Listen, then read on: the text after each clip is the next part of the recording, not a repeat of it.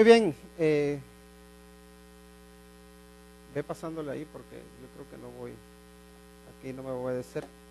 El tema es, ya saben que estamos hablando sobre vivir y vivir con propósito.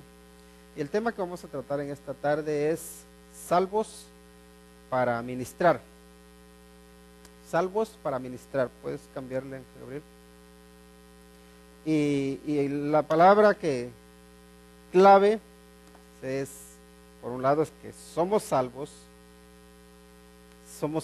con un propósito, y la palabra que quiero destacar, enfatizar, es la palabra ministrar, que tiene que ver con ministerio, ¿verdad?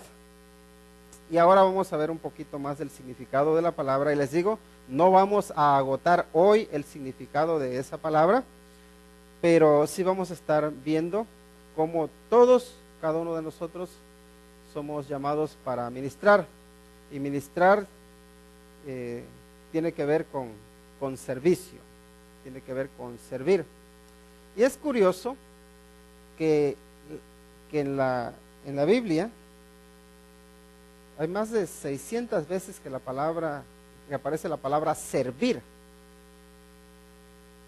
y la palabra liderar aparece, no sé si parece que son 9 veces, tengo que verificarlo, pero aparece muy poco el ser dirigentes. Y nos damos cuenta en nuestro alrededor de que se dan muchos talleres sobre liderazgo, ¿verdad que sí? Todo el mundo quiere ser jefe, todo el mundo quiere estar mandando. Y digo, y con todo el énfasis que le da la Biblia al servicio, a servir, apenas si hablamos de eso. No se ven tantos talleres sobre cómo podemos ser mejores siervos. ¿Hay muchos talleres de eso? ¿A que no? Ahora, talleres sobre el liderazgo, en todos sitios, todos queremos ser líderes. No sé si eso tiene que ver con el egoísmo personal, o si tiene que ver con que uno desea hacerse un nombre, que a veces es eso. Y creo que también es bueno, y bueno, los talleres de liderazgo entiendo que son buenos en el sentido de que cuando se habla de líder, se supone que uno debe dar ejemplo sirviendo. Pero aún así le metemos la palabra líder. Yo los guío a servir. Y bueno, el Señor Jesucristo fue un gran líder porque fue un gran siervo. Y solamente quería destacar esa, me parece curioso, ¿verdad? Ahora, aquí en Efesios, sabemos que del capítulo 2, versículos del 1 al 10, habla sobre el hecho de que Dios nos ha hecho especiales a cada uno de nosotros, porque nos ha salvado por su gracia.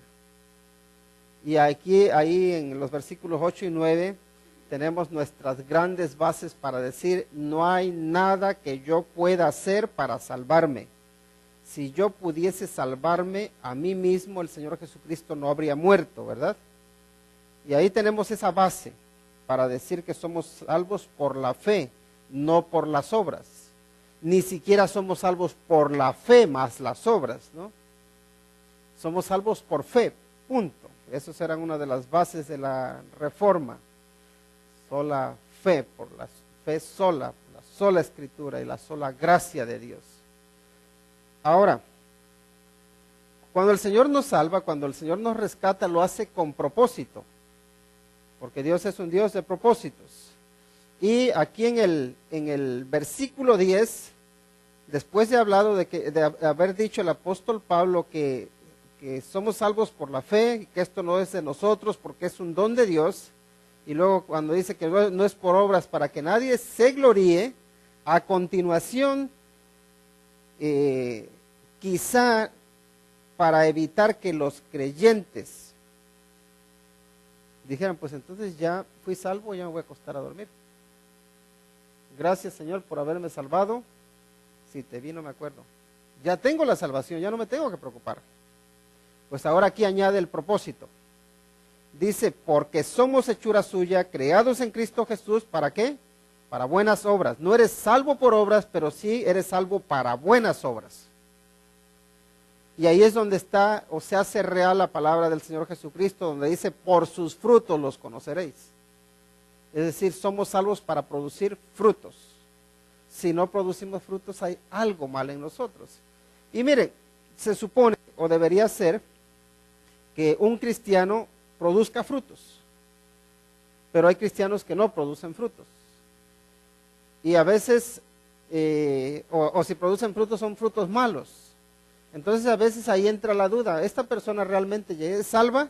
¿Realmente conoce al Señor? Porque si hay que conocerle por sus frutos, yo diría que no. Pero no debemos olvidarnos de que que podemos decir que hay personas que no son creyentes, ¿verdad? Personas no cristianas, que no han nacido de nuevo. Y no esperas que ver en ellos frutos de cristianos. ¿Por qué? Porque no son cristianos. Luego están los que sí son cristianos, pero que son carnales. Y deberían producir frutos espirituales, pero no hay frutos espirituales. ¿Por qué? Porque están siendo guiados por la carne. ¿Son salvos? Sí son salvos, pero no están produciendo nada.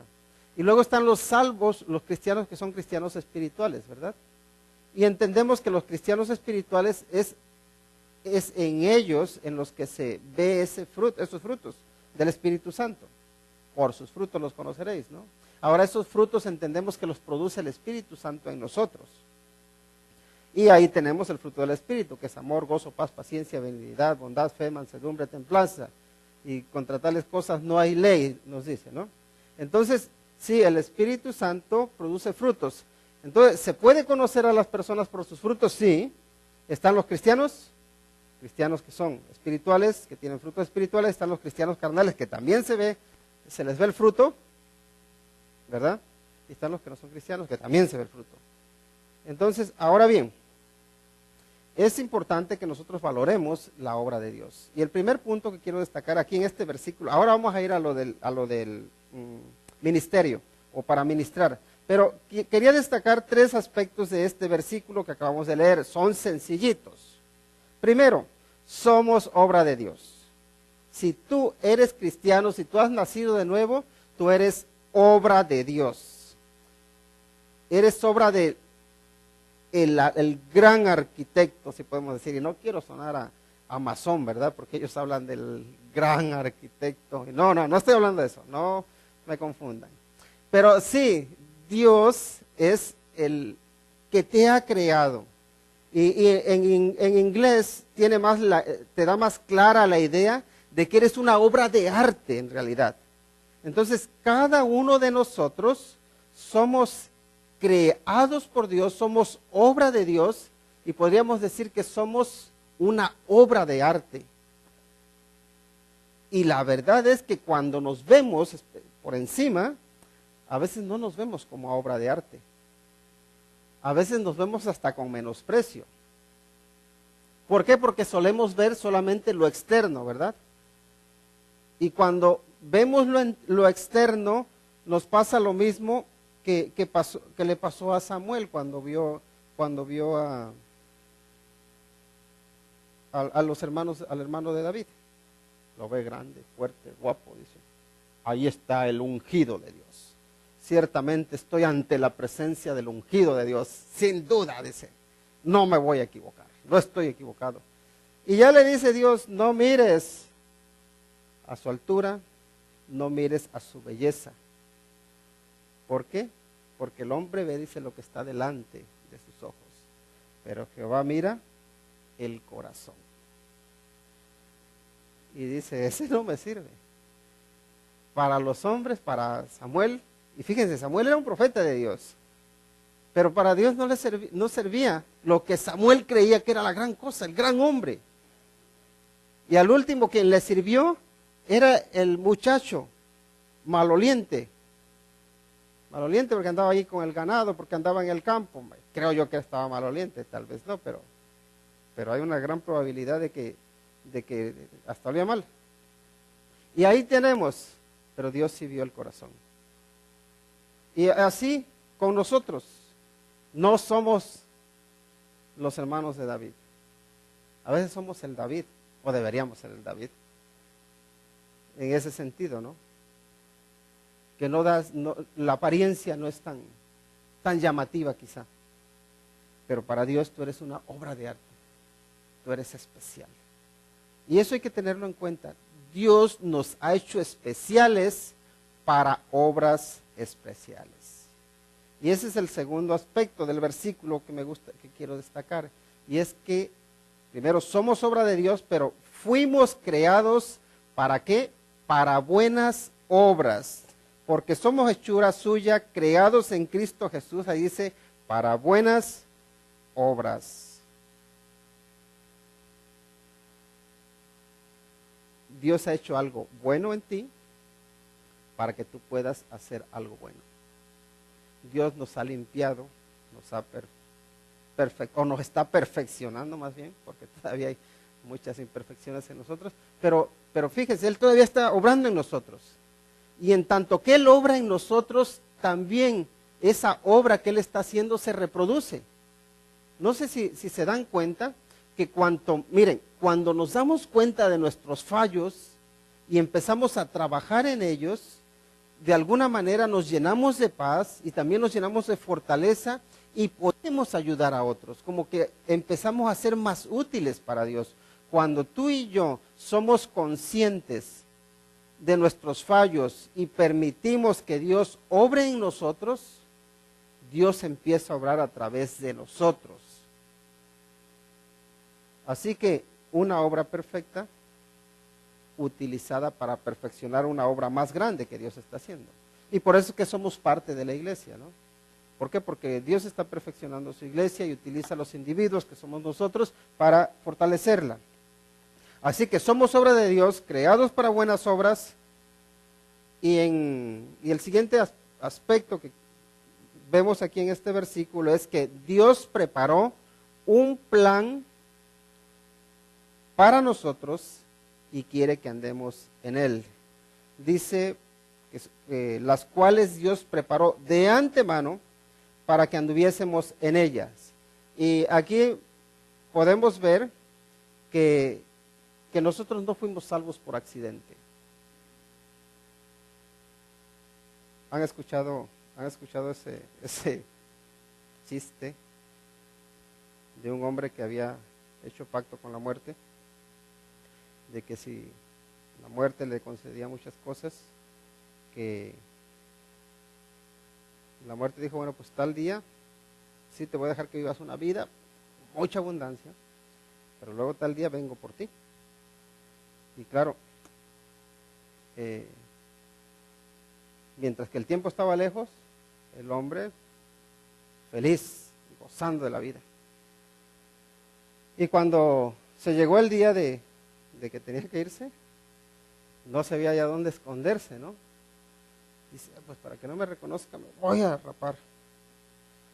Así que él era un hombre que tenía su pelo bien largo y todo, ¿no? Así que llega la muerte y buscando y empieza a preguntar por él. Dice, ¿dónde está?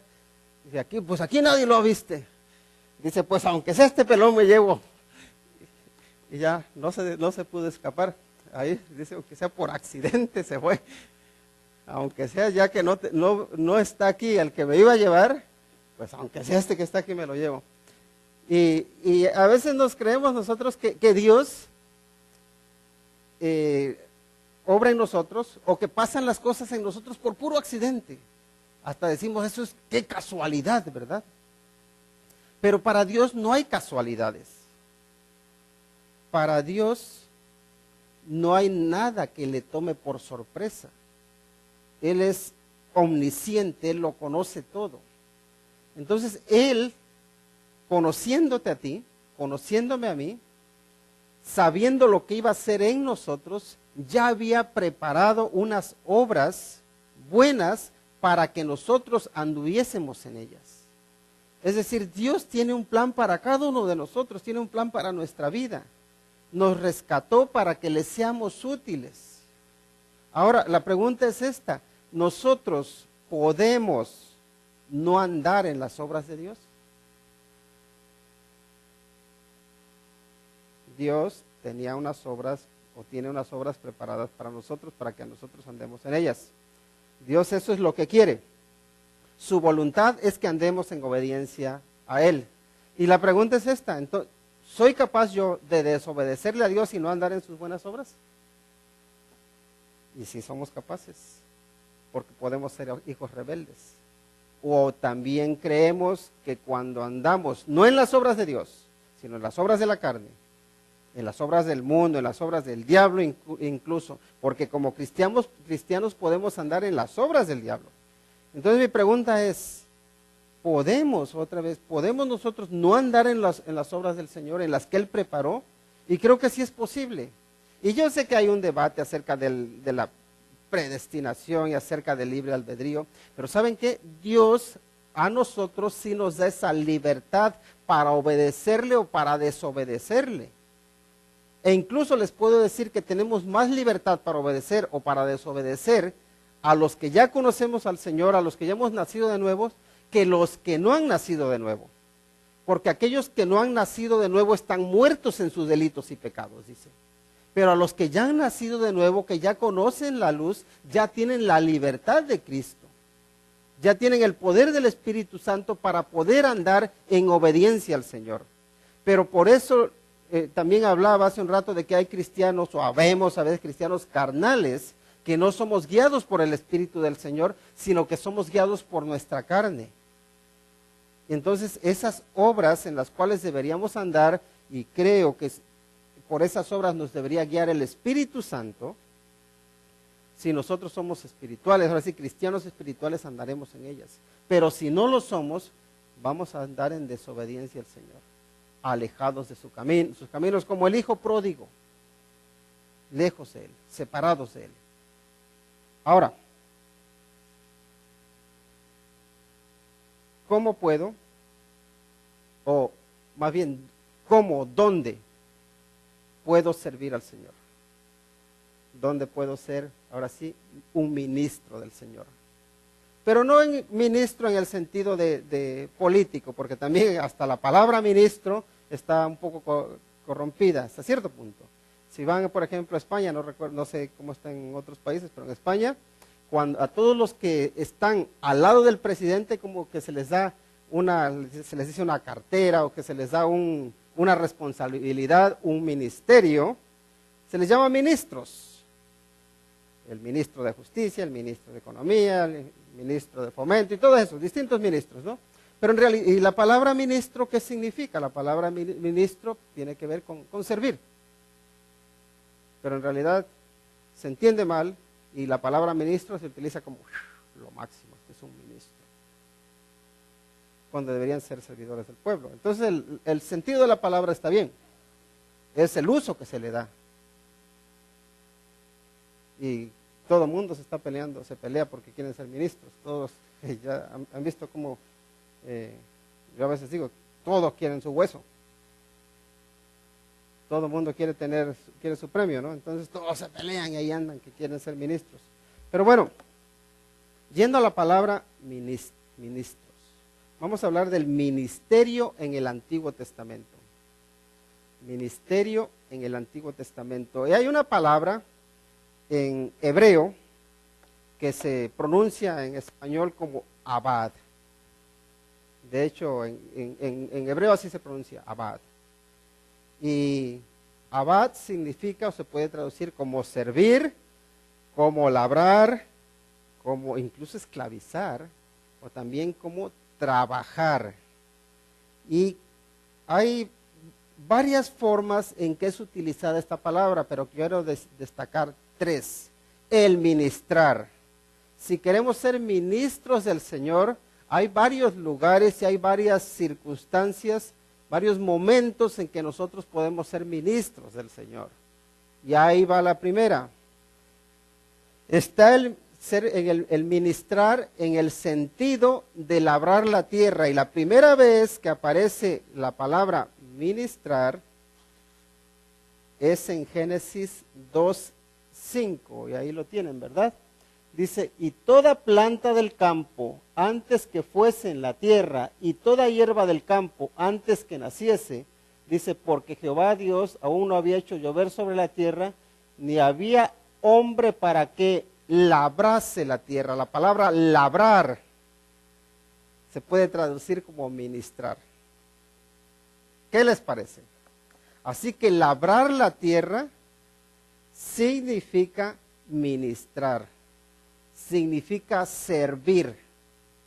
Esa es la primera vez que aparece la palabra ministrar en la Biblia, y es en hebreo, la palabra abad. Entonces, cualquiera que está labrando la tierra, que está trabajando en el campo, puede estar ministrando, puede estar sirviendo al Señor. Y todo aquel que se cree que el trabajo es un castigo, en realidad no es un castigo, es una oportunidad que Dios nos da para servirle.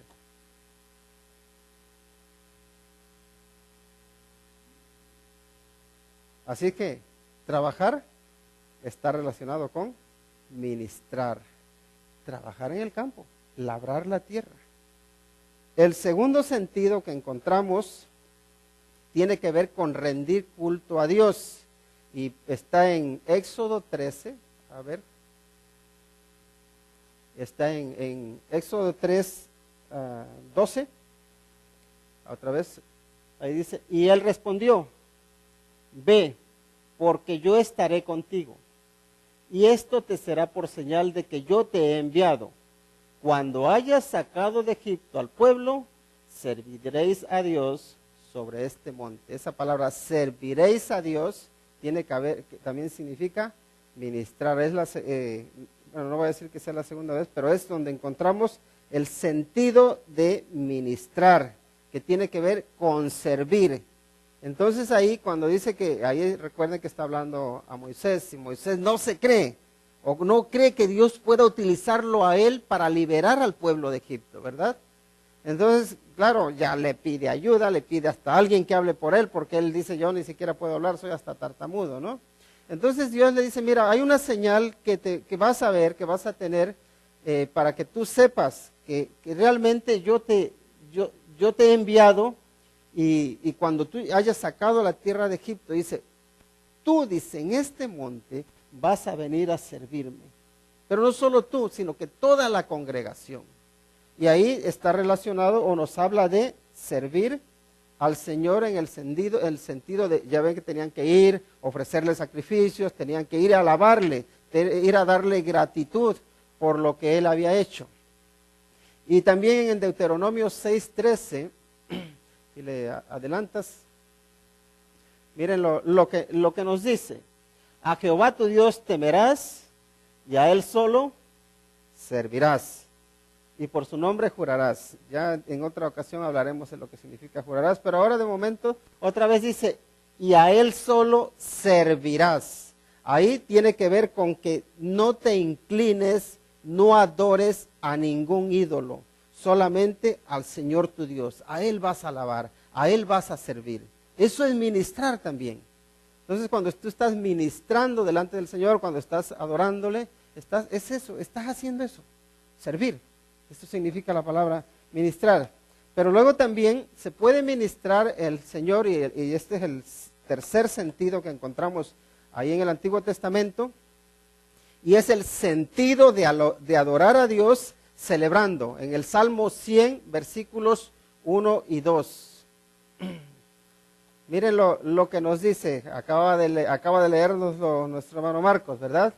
Ya hasta nos lo sabemos de memoria, como dice, cantad alegres a Dios, habitantes de toda la tierra.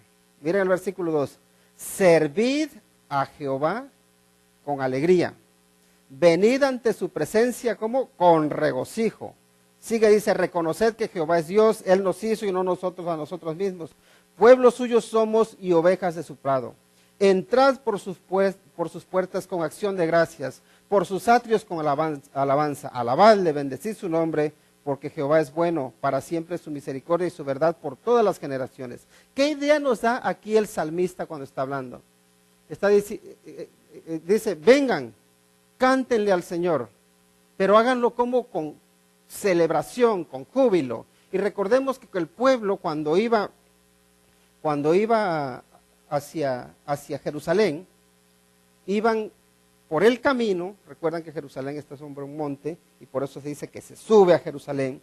Entonces iban cantándole al Señor, iban celebrando que iban a adorar a Dios. Y aquí ese es el sentido que nos da el Salmo 100, el versículo 2 especialmente, cuando dice servir al Señor y que le sirvamos con alegría.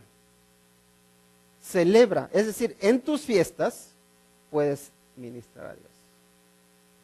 Entonces, puedes ministrar a Dios trabajando, puedes ministrar, servir a Dios adorándole, rindiéndole culto. Puedes servir a Dios, ministrar a Dios, celebrando en la fiesta. Y eso es importante. Así que en cualquier área, en cualquier lugar donde Dios te ponga, te pone para que seas un ministro de Él, para que le sirvas. Pero no nos quedamos ahí, vamos a ver también un poco en el Nuevo Testamento.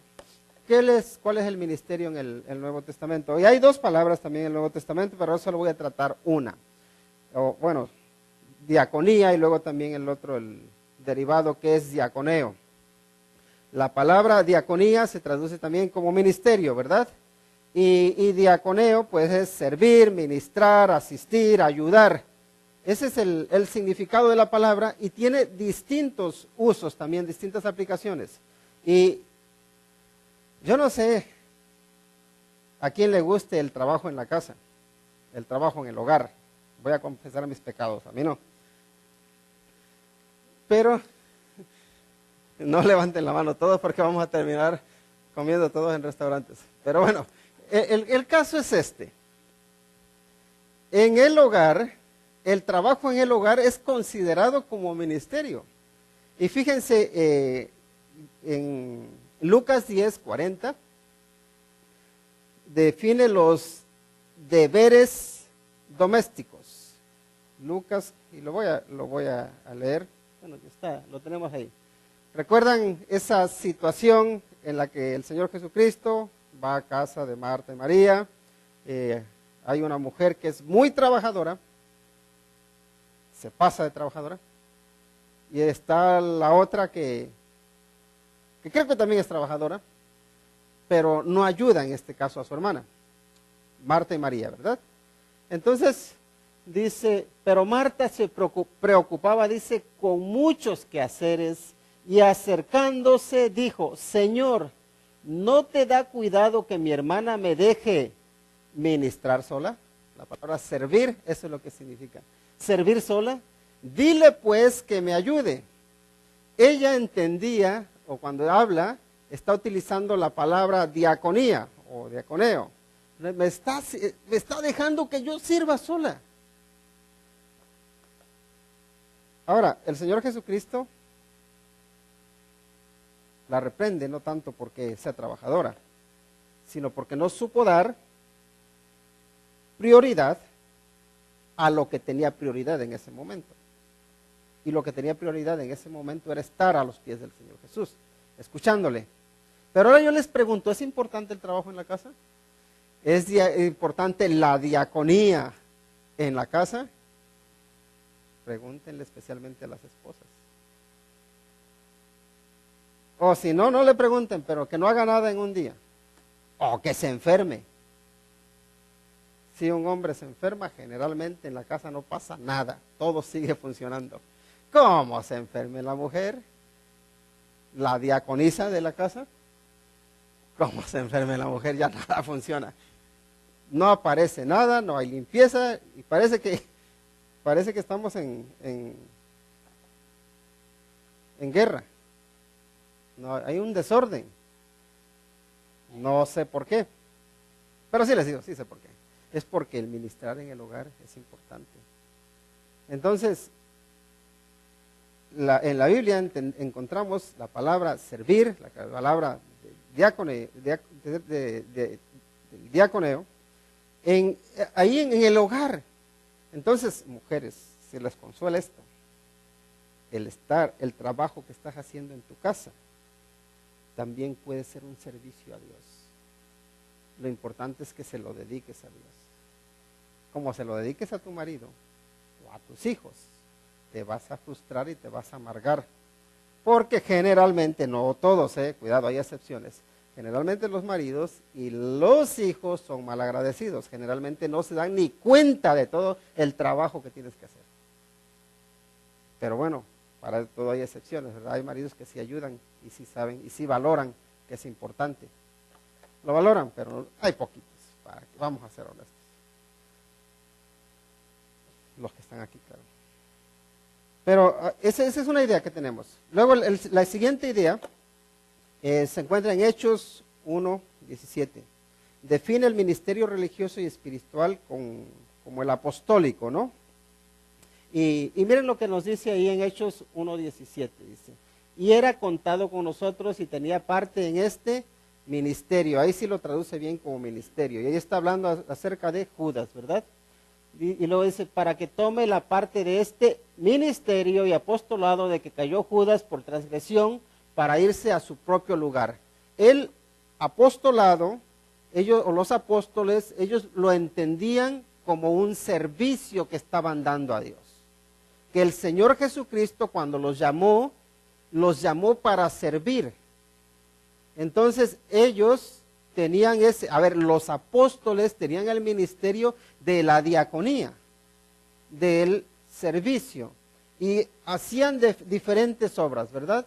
Diferentes cosas. Bueno, esa es otra idea que tenemos. Y bueno, tengo muchas definiciones, así que vamos a avanzar un poquito más, si no, cuando me dé cuenta ya va a ser hora, y ya es hora, ¿verdad?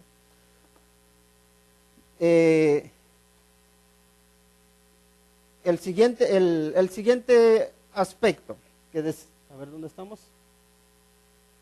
Define el servicio de una iglesia o ministración a los creyentes.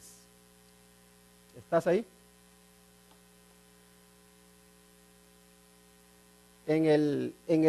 Bueno, hay varios pasajes, pero me quedo con este, donde nos habla de que todos tenemos distintos dones, distintas habilidades, y que debemos utilizarla según el Señor nos haya dado, y que tenemos que hacerlo con una buena actitud.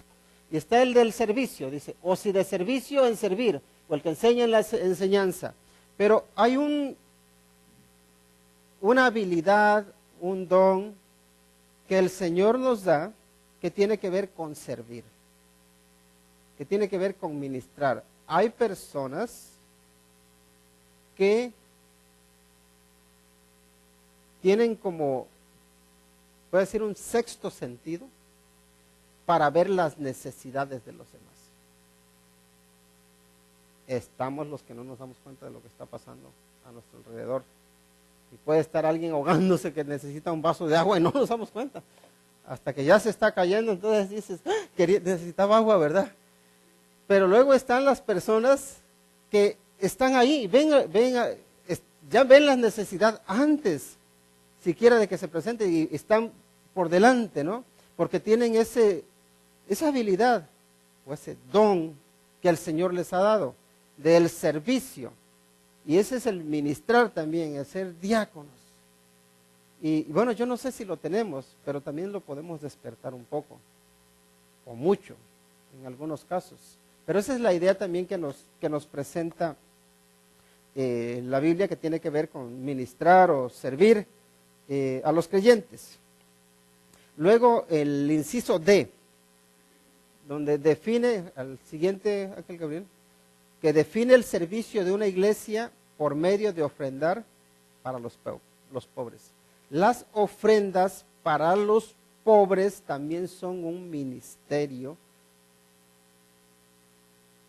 Y no sé, a veces nosotros no nos damos cuenta de ello, pero hay varios pasajes que nos hablan de ello. Hechos 11:29 dice, entonces los discípulos, cada uno conforme a lo que tenía, determinaron enviar socorro a los hermanos que habitaban en Jerusalén.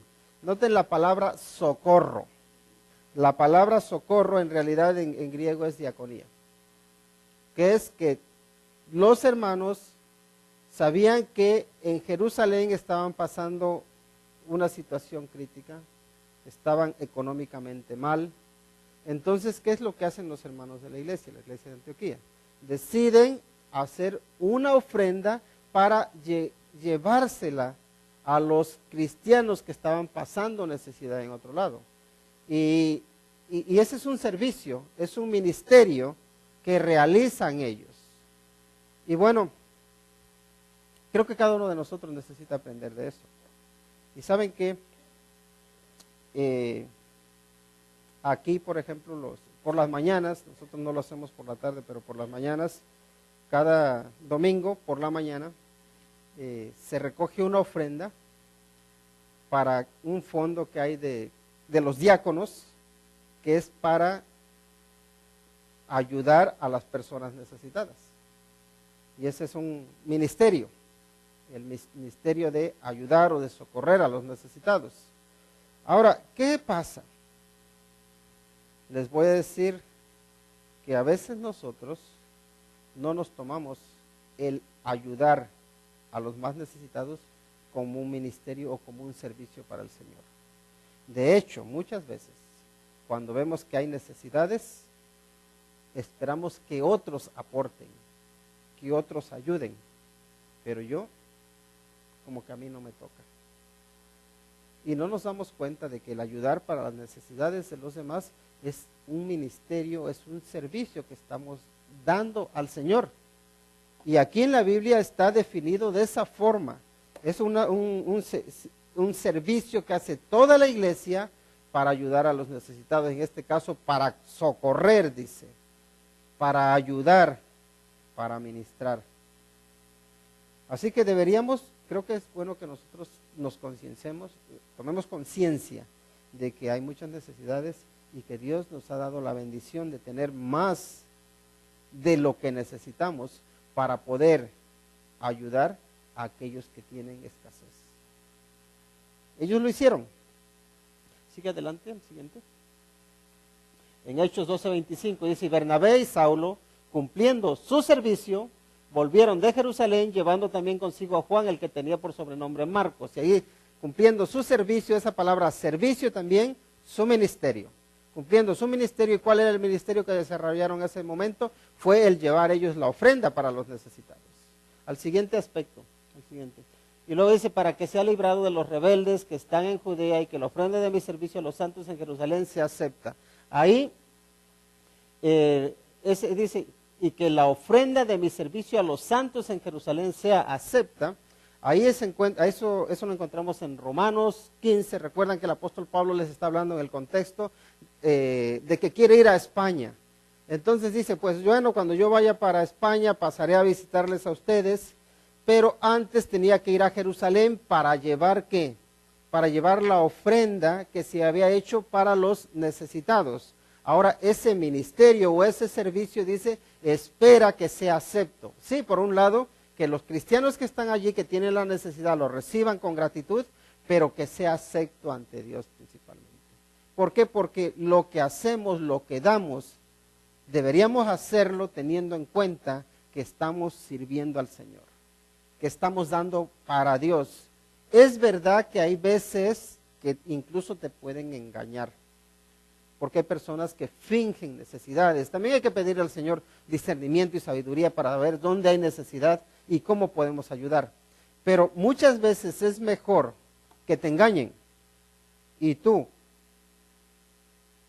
ayudar, tú ministrar o tú servir en ese sentido, que dejar a una persona a la cual podías ayudar sin ayuda. Porque estás dando al Señor y el Señor ve la realidad y de hecho Él lo toma en cuenta. Entonces ese es otro sentido que tenemos la palabra de ministrar. Y luego también tenemos el siguiente, tenemos el ministerio del Espíritu Santo. Dice, ¿cómo no será más bien con gloria el ministerio del Espíritu? Y ahí lo que está haciendo es contrastar el ministerio de la ley y el ministerio del Espíritu. Y recuerdan que leímos ahora al iniciar el servicio, cómo se nos encomendó el ministerio de la reconciliación, ¿verdad? Ahora, el ministerio del Espíritu Santo, ¿qué tiene que ver? Sirve, tiene que ver con servir y tiene que ver con llevarnos a Cristo, tiene que ver con darnos convicción, tiene que ver con con iluminarnos, con hacernos ver nuestro pecado, con hacernos ver nuestros fallos. Y el siguiente es el ministerio de los ángeles. Recuerdan que ahí especialmente en Hebreos, dice, no son todos espíritus ministradores enviados para servicio a favor de los que serán herederos de la salvación. Y los ministradores, y ahí lo que está diciendo es, cuando dice, no son todos espíritus ministradores, no son todos espíritus diáconos, dice. Los ángeles fueron puestos para servir, para ministrar. El Espíritu Santo está para ministrar, también ministra nuestra vida. Y luego los ángeles también ministran, son espíritus ministradores que ayudan. Y la verdad es que hay mucho que todavía podemos aprender de los ángeles, pero recuerdo un libro que estaba leyendo de Billy Graham, que se llama Ángeles, y hablaba de cómo los ángeles en distintas ocasiones han protegido a personas de ataques, especialmente el testimonio de algunos misioneros, y en el África recuerdo leer un testimonio de un hombre que tenía que llevar, bueno, predicaba en distintos pueblos, pero siempre cuando iba a volver a la aldea donde él vivía, dice que andaba en su bicicletita, iba y recorría mucha distancia, y pasaba por muchos lugares solitarios.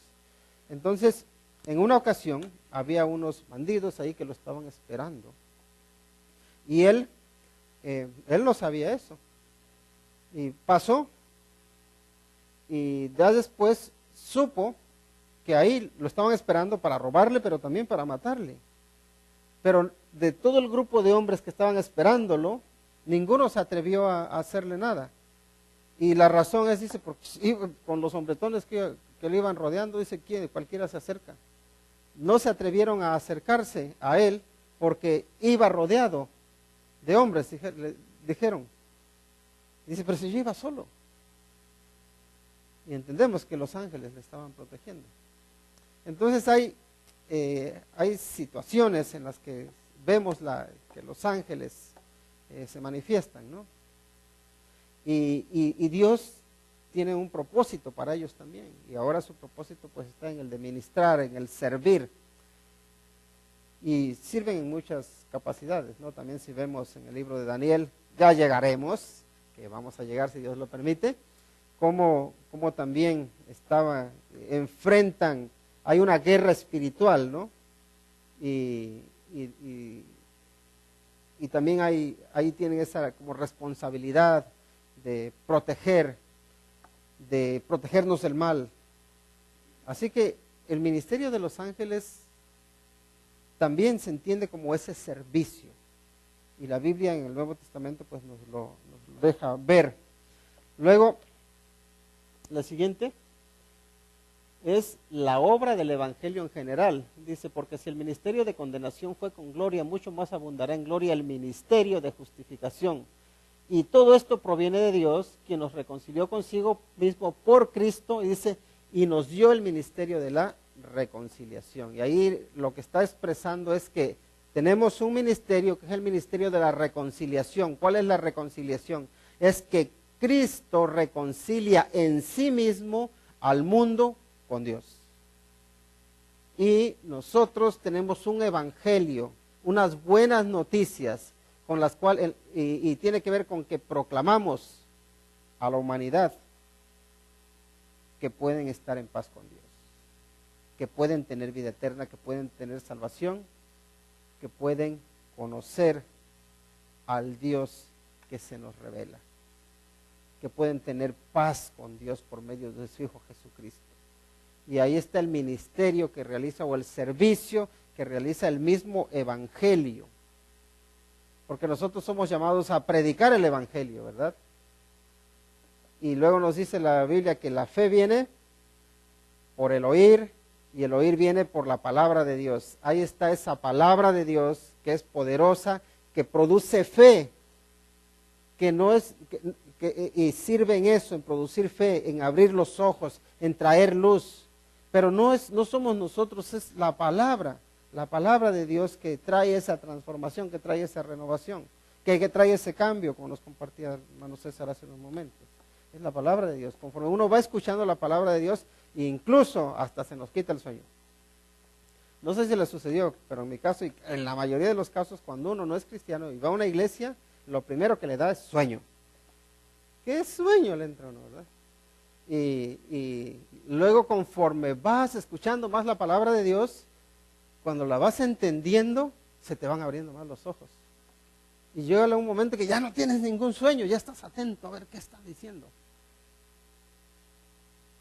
¿Por qué? Porque hay ese cambio, hay esa transformación, hay ese ministerio que realiza en nosotros. Esa transformación, esa obra o ese servicio, que podemos decir, claro que está al servicio de Dios porque es su santa palabra. Pero ahí está ese ministerio. Ahora, el siguiente aspecto es que tenemos nosotros el ministerio de la predicación y la enseñanza. Miren lo que dice en Hechos 20:24. Pero de ninguna cosa hago caso, ni estimo preciosa mi vida para mí mismo, con tal que acabe mi carrera con gozo. Y el ministerio que recibí del Señor Jesús para dar testimonio del evangelio de la gracia de Dios. Fíjense, ahí está la palabra ministerio. Y ahí está también otra vez significa diaconía, es lo que está diciendo. Él entendía, o el apóstol Pablo entendía, que el predicar el evangelio era un ministerio o era un servicio que estaba dando a la humanidad. El predicar el evangelio es un ministerio que todos tenemos. Tenemos un ministerio en el hogar, tenemos un ministerio en el trabajo, tenemos un ministerio en la iglesia, tenemos un ministerio en todos los lugares donde nos podamos encontrar. Y es un privilegio, es un servicio que estamos dando. Y en este caso, Dios nos llama para que le sirvamos proclamando las buenas nuevas de salvación a aquellos que no le conocen. Es un privilegio. El apóstol Pablo tenía todo lo que para hoy en día muchos es un símbolo de triunfo. Todo eso lo tenía como por basura. Era un buen estudiante, era conocedor de la ley, tenía una buena posición social, lo respetaban las autoridades. Dice, para mí todo eso es basura, porque yo tengo algo más precioso, tengo un ministerio que dar, tengo un servicio que ofrecer a mi gente y a los gentiles, un servicio, un ministerio que transforma vidas, que cambia vidas. Pero ¿saben qué? Cada uno de nosotros puede ser partícipe de ello. Tú y yo, donde quiera que vas, con tu testimonio, sí, con tu palabra, que sea su palabra. Y hay otro ministerio de que nos habla. Seguimos adelante. La ley como ministerio de muerte y condenación. La ley como ministerio de muerte y condenación. Miren lo que dice 2 Corintios 3, versículos 7 y 9. Dice, y si el ministerio de muerte grabado con letras en piedras fue con gloria, dice, tanto que los hijos de Israel no pudieron fijar la vista en el rostro de Moisés a causa de la gloria de su rostro, la cual había de perecer, porque si el ministerio de condenación fue con gloria, mucho más abundará en gloria el ministerio de justificación. Ahí fíjense que está contraponiendo el ministerio de la letra y el ministerio de la fe. La letra, que es la ley. Y si vuelven a leer, como ya leímos hace un rato, unos momentos ahí en 2 Corintios capítulo 3, se van a dar cuenta de que la ley es buena, la ley es santa, pero la ley te condena. Porque tú y yo no podemos cumplirla. Y el ministerio de la ley era hacerte ver o hacernos ver que somos pecadores, que estamos perdidos y que merecemos la muerte. El ministerio del Espíritu es la salvación. Es eterno. No perece, no falla. Así que el ministerio que cada uno tenemos por su gracia es la vida eterna en Cristo Jesús, predicada por labios, podemos decir inmundos, labios sucios, justificados, limpiados por Cristo Jesús. Vamos a orar. Padre, te agradecemos porque tú hasta aquí nos has sostenido, porque nos has ayudado, y te pedimos por tu misericordia que nos hagas ministros fieles. Tú lo puedes hacer, Señor. Te lo pedimos en el nombre de Cristo Jesús. Amén.